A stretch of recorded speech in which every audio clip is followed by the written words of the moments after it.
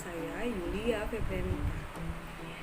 Kali ini saya akan membahas tentang sistem pelayanan keperawatan. Nah, mungkin di video sebelumnya itu ada topik tentang sistem pelayanan kesehatan.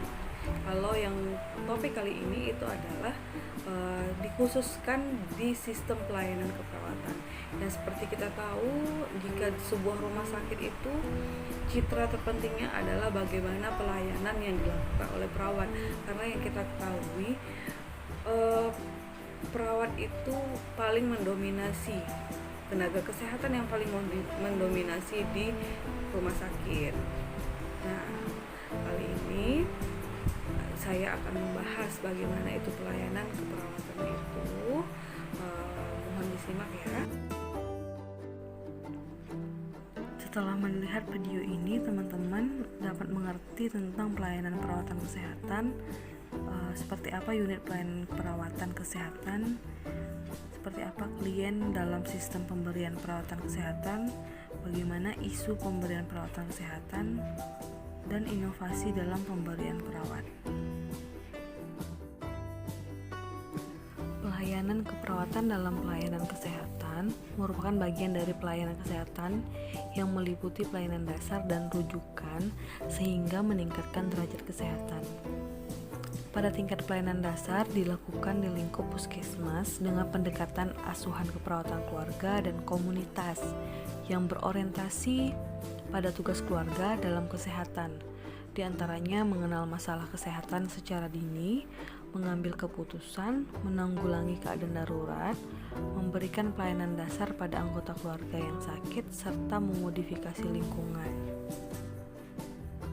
Pelayanan keperawatan itu merupakan subsistem dalam sistem pelayanan kesehatan di rumah sakit. Sudah pasti punya kepentingan untuk menjaga mutu pelayanan. Pelayanan keperawatan itu sering dijadikan tolok ukur citra sebuah rumah sakit, sehingga menuntut adanya profesionalisme perawat pelaksana maupun perawat pengelola dalam memberikan dan mengatur kegiatan asuhan keperawatan kepada pasien. Nah, perawatan kesehatan itu diberikan dalam 3 tingkatan. Yang pertama ada perawatan primer, perawatan sekunder, dan perawatan tersier. Dan setiap tingkatnya itu mempunyai struktur untuk mengatur dan memberi pelayanan kesehatan. Nah, kalau perawatan primer itu dia melibatkan klien secara langsung. Kalau di tingkat pelayanan keperawatan kesehatan, perawatan primernya itu melibatkan klien secara langsung dan biasanya merupakan kontak awal dengan pemberi perawatan primer, misalnya dokter atau perawat. Perawatan primer ini berfokus pada deteksi dini dan perawatan rutin. Pelayanan perawatan primer harus dapat diakses atau dijangkau. Nah, tempat-tempat pelayanan primer itu misalnya praktek dokter, klinik-klinik yang dikelola oleh perawat, dan tempat-tempat pelayanan kesehatan kerja. Sedangkan perawatan sekunder itu mencakup pemberian pelayanan medis khususnya oleh dokter spesialis atau oleh rumah sakit yang dirujuk oleh perawat primer. Nah, klien mengalami tanda dan gejala yang dikenali baik tanda maupun gejala yang masih bersifat diagnosa atau yang memerlukan tindakan diagnosa lebih lanjut. Seperti itulah kliennya. Nah, selanjutnya di perawatan tersier. Itu adalah suatu tingkat perawatan yang memerlukan spesialisasi dan teknik yang tinggi untuk menentukan diagnosa dan mengobati masalah kesehatan yang rumit atau masalah kesehatan yang tidak biasa terjadi.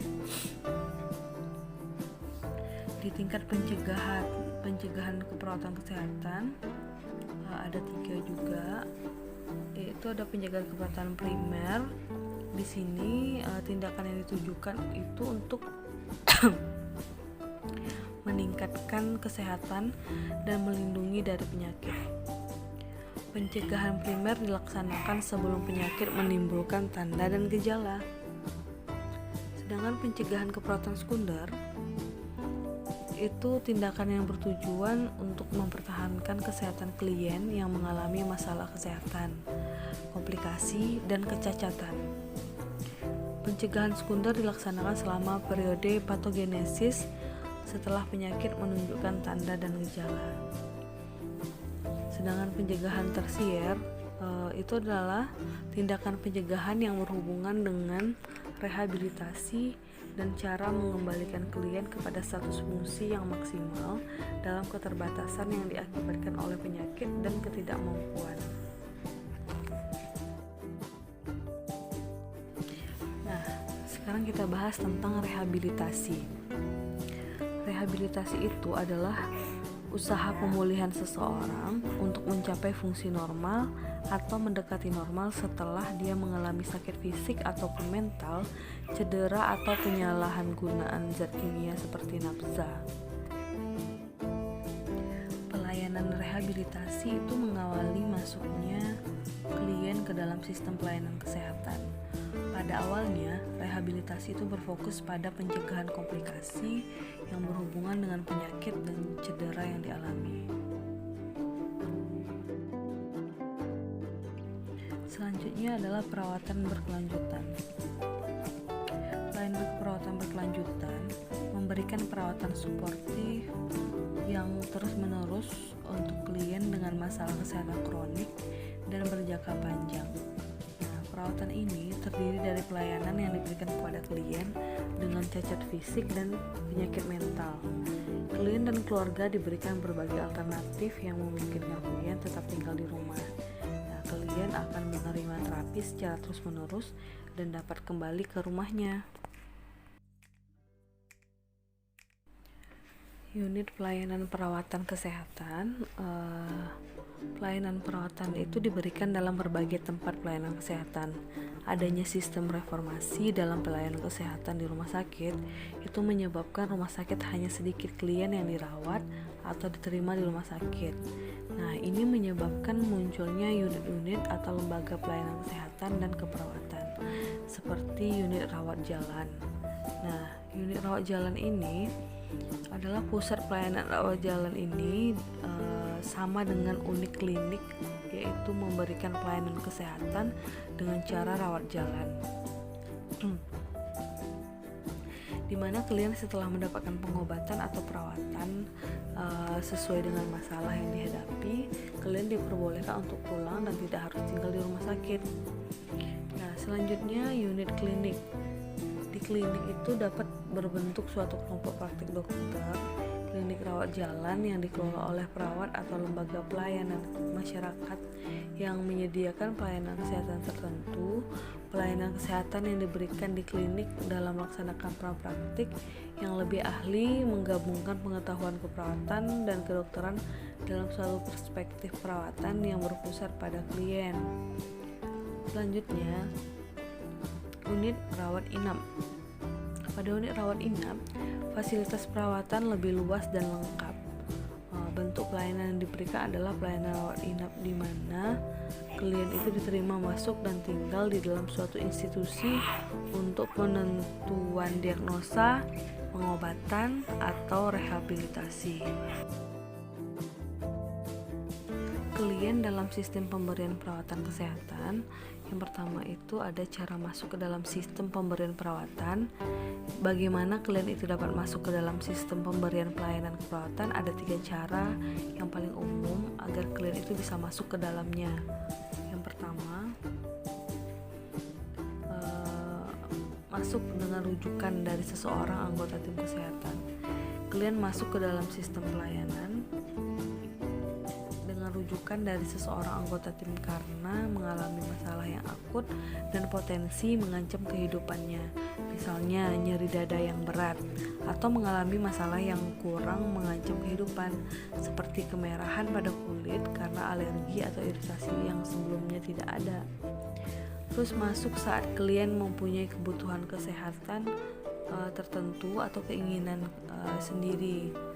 Klien dapat masuk ke dalam sistem pelayanan karena keinginan sendiri untuk mendapatkan kebutuhan tertentu. Contohnya, klien itu mencari pelayanan kesehatan karena ingin mengobati penyakit yang dideritanya seperti nyeri tenggorokan, nyeri perut, dan lain-lain. klien ini akan masuk ke sistem pelayanan kesehatan ketika primer. Nah, pada situasi lain, seseorang klien menderita patah tulang setelah mengalami kecelakaan. Dia masuk ke sistem pelayanan ini ke dalam sistem pelayanan ke tingkat tersier, yaitu melalui ruang gawat darurat rumah sakit.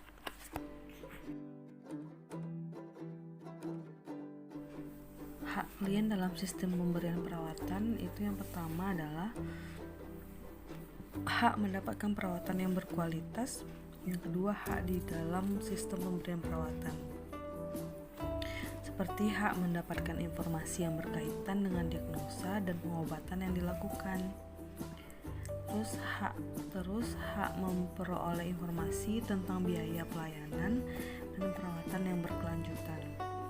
Yang selanjutnya, hak untuk menolak prosedur dan diagnosa apapun. Selanjutnya, hak mendapatkan informasi dan privasi pada saat klien sedang menerima pelayanan kesehatan. Dan hak legal klien yang spesifik adalah persetujuan tindakan, informed consent. Nah, selanjutnya kita bahas isu pemberian perawatan kesehatan. Pemberian perawatan kesehatan itu adalah suatu cara untuk memberi pelayanan kesehatan kepada klien yang sedang mengalami perubahan sebagai respon terhadap berbagai isu penting dalam pelayanan kesehatan. Isu yang sekarang ini berkembang adalah terjadi perpindahan orientasi pelayanan kesehatan. Telah berubah yang semula orientasi pelayanan itu diarahkan ke layanan rawat inap, sekarang lebih banyak diberikan pada instansi rawat jalan. Nah, rumah sakit sekarang sedang mencari cara baru memberikan pelayanan yang bertujuan untuk mencapai efisiensi dan waktu rawat yang lebih pendek. Nah, perhatian yang lebih besar diberikan pada perlunya pelayanan preventif, di mana institusi memberikan pelayanan yang membantu individu dan keluarga untuk mempertahankan kesehatan atau mendeteksi penyakit pada tahap dini. Jadi, pemberian pelayanan itu diarahkan dan melibatkan peran serta masyarakat, pendidikan kesehatan yang kita arahkan kepada kesadaran pada masyarakat bahwa timbulnya penyakit itu erat kaitannya dengan perilaku masyarakat, terutama perilaku-perilaku yang tidak sehat yang dapat menimbulkan masalah penyakit di masyarakat, seperti membuang sampah di sembarang tempat, pengelolaan limbah rumah tangga yang tidak baik. Hal itu merupakan menjadi sarang wabah penyakit. Nah, bagaimana inovasi dalam pemberian perawatan kesehatan? Pelayanan keperawatan mempunyai kesempatan untuk memberikan kontribusi yang lebih besar dalam pelayanan kesehatan kepada klien. Reformasi pelayanan kesehatan memberikan kesempatan pada perawat untuk memperluas, mengembangkan konsep-konsep dan model keperawatan agar pelayanan keperawatan yang diberikan itu lebih berkualitas dan lebih baik, sehingga menjamin hasil yang lebih sehat bagi klien dan keluarganya. Berbagai inovasi telah dikembangkan oleh perawat dan konsep dari keperawatan dan telah diterapkan pada tatanan klinik keperawatan dalam bentuk pengembangan model asuhan keperawatan, seperti pengembangan manajemen asuhan keperawatan terpadu. Di sini asuhan terpadu itu adalah sistem pelayanan kesehatan yang bertujuan memberikan asuhan yang efektif biaya dan berkualitas, yang berfokus pada penurunan biaya dan perbaikan hasil untuk kelompok klien. Yang kedua itu manajemen kasus. Ini menggambarkan serangkaian model yang digunakan untuk mengintegrasikan layanan kesehatan bagi individu ataupun kelompok. Secara umum, manajemen kasus ini melibatkan tim yang multidisiplin yang mengembangkan tanggung jawab kolaboratif untuk merencanakan, mengkaji kebutuhan dan mengkoordinasi dan mengimplementasikan serta mengevaluasi perawatan untuk sekelompok klien. Nah, yang ketiga, perawatan yang berfokus pada klien. Perawatan yang berfokus pada klien ini adalah model pemberian pelayanan keperawatan dengan memberikan semua layanan dan penyedia layanan kepada klien. Nah, Selanjutnya metode kasus. Ini disebut sebagai perawatan total, yang salah satu model keperawatan yang dikembangkan paling awal.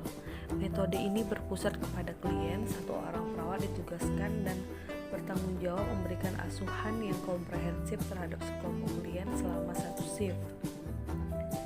Nah, yang selanjutnya itu adalah metode fungsional. Metode fungsional ini metode keperawatan yang berfokus pada penyelesaian tugas, misalnya merapikan tempat tidur, menyuntik, dan mengukur tanda-tanda vital. Sistem pendekatan metode ini, perawat dengan bekal pendidikan sedikit atau rendah lebih sedikit dibandingkan perawat profesional. Metode ini berlandaskan pada model produksi dan efisiensi yang memberikan wewenang dan tanggung jawab terhadap seseorang yang memberi tugas. Nah, selanjutnya keperawatan tim. Keperawatan tim itu adalah pemberian asuhan keperawatan perorangan untuk klien oleh tim yang dipimpin oleh seorang perawat profesional. Selanjutnya metode keperawatan primer. Di sini sistem yang di dalamnya itu perawat bertanggung jawab atas perawatan total sejumlah klien selama 24 jam sehari, 7 hari seminggu. Nah, metode ini adalah metode pemberian asuhan yang komprehensif, individual, dan konsisten. Keperawatan primer menggunakan pengetahuan teknis dan keterampilan manajemen keperawatan.